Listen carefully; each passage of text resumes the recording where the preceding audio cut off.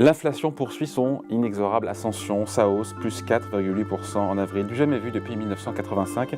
Avec des prix qui flambent, le passage à la pompe devient de plus en plus douloureux. La hausse des prix accélère et dépasse même les prévisions. Ça fait plusieurs mois que le panier de courses coûte plus cher. Ça veut dire que le coût de la vie a clairement nettement augmenté. La vie devient de plus en plus chère, c'est un fait. Les courses coûtent plus cher, l'essence coûte plus cher, l'huile d'olive ou l'huile de tournesol coûte plus cher. Et quand les coûts de la vie quotidienne augmentent autant, je pense qu'il est logique de dire qu'acheter de la tech n'est plus aussi important, et encore moins acheter le dernier iPhone en date. Mais ce n'est pas pour ça que vous n'achèterez pas l'iPhone 14. Non, Apple a un plan pour vous et, vous le verrez, il est très bien rodé.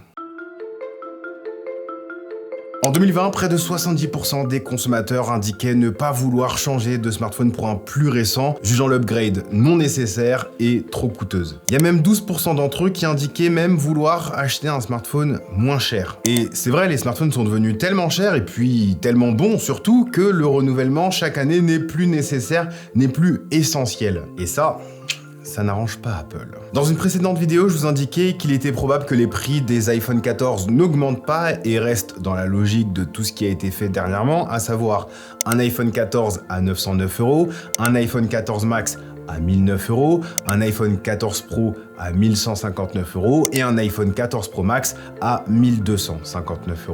Sauf que d'après les dernières rumeurs, il y aurait bel et bien une hausse de tarifs due à la pénurie de composants que nous vivons depuis 2 ans. Pourquoi cette pénurie elle nous affecte ? En fait, c'est plutôt simple et ça fonctionne à peu près pour tout. Disons qu'Apple se fournisse en pommes chez Pommeland. Pommeland a 10 clients et a l'habitude de récolter 20 pommes par an.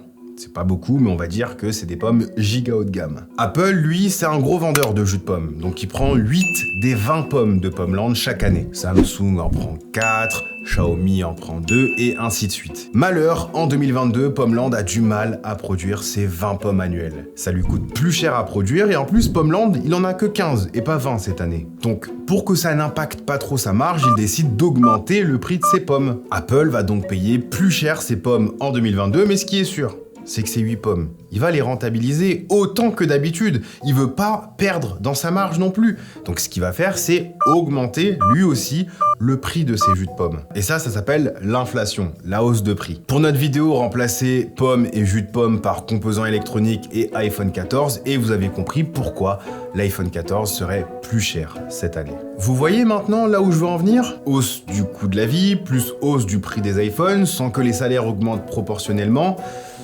Ça fait pas bon ménage. Mais, je vous le rappelle souvent, Apple, c'est une marque qui sait faire les sous-sous. Apple est une marque qui vend du matos, plus particulièrement des iPhones. Beaucoup d'iPhones. Et vous savez ce qu'on dit, faut pas mettre tous ses œufs dans le même panier. Apple a donc tout fait pour diversifier ses revenus et ne pas être ultra dépendant de la vente de ses iPhones. J'ai fouillé sur le net pour voir la répartition du CA d'Apple.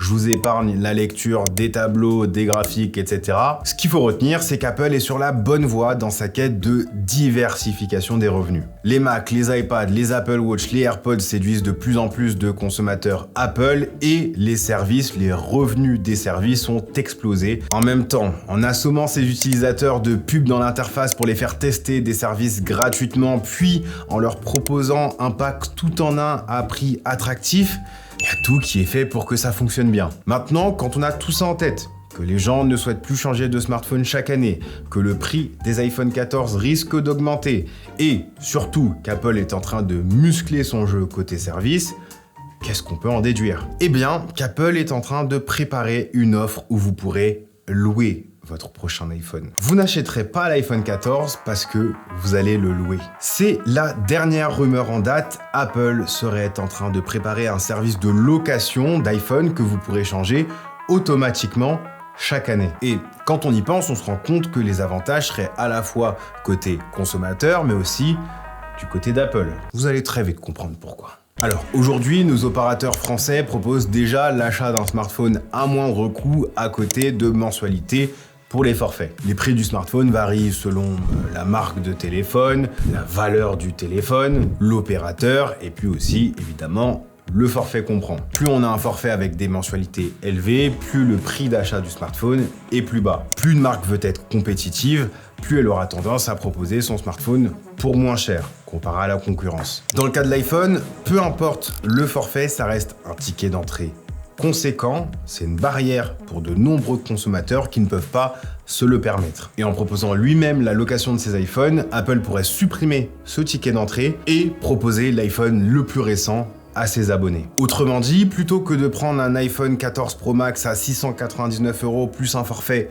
à 50 € par mois pendant 24 mois, pendant 2 ans, on pourrait directement prendre le dernier iPhone 14 disponible pour 50 € par mois, iPhone qui sera en plus renouvelé automatiquement chaque année, et il ne nous resterait plus qu'à prendre juste le forfait mobile, il y en a plein sans engagement aujourd'hui, qui coûte pas cher. Et cerise sur le gâteau, pour rendre tout ça un petit peu plus attractif, Apple pourrait glisser dans cet abonnement un ou deux services payants comme Apple Music ou du stockage iCloud. Ça permettrait d'attirer et fidéliser des consommateurs et puis surtout de les bloquer dans l'écosystème puisqu'on le sait, il n'y a rien de plus chiant que de devoir transférer tous ces fichiers ou tous ces souvenirs ou toutes ces playlists sur un autre service payant. Maintenant, est-ce que c'est vraiment plus avantageux pour Apple?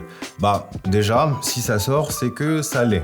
Peut-être pas court terme, mais long terme. Ça me paraît évident qu'il faut que les utilisateurs restent longtemps dans cet abonnement pour que ce soit rentable pour Apple. Et pour ça, il faut s'assurer de proposer les bons arguments à la bonne cible. Un tarif mensuel attractif, un nouvel iPhone chaque année avec des services payants inclus dans la formule et surtout une offre sans engagement. Faut pas que ce soit le contrat qui nous retienne, mais la qualité du service. Et sur le papier, je trouve que cette offre a tout pour plaire, reste juste à savoir si elle verra vraiment le jour. Parce qu'actuellement, les iPhones se vendent toujours aussi bien, Apple n'a pas à trop s'inquiéter, enfin, j'ai pas l'impression, mais dans un marché aussi concurrentiel avec plein d'offres, notamment des offres pas chères qui deviennent de mieux en mieux, je pense qu'il faut savoir rester proactif pour rester l'une des entreprises tech les plus puissantes au monde. Après, pour ceux qui veulent acheter l'iPhone 14 plein pot, ils pourront le faire aussi. Merci à tous d'avoir suivi cette vidéo. Si elle vous a plu, je vous invite à la partager sur les réseaux sociaux pour qu'elle soit vue par le plus grand nombre. Je vous invite également à mettre un petit pouce bleu, un petit commentaire et à vous abonner pour ne pas rater mes prochaines vidéos. Quant à moi, je vous dis à la prochaine. Prenez soin de vous. Peace.